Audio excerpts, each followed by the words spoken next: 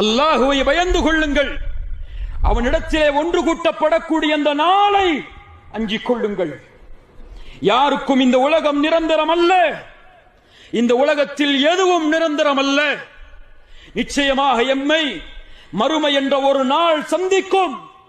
அந்த நாளில் வெற்றி பெறுவதுதான் அவர்களின் கூலிகள் அவர்களுக்கு கொடுக்கப்படும்.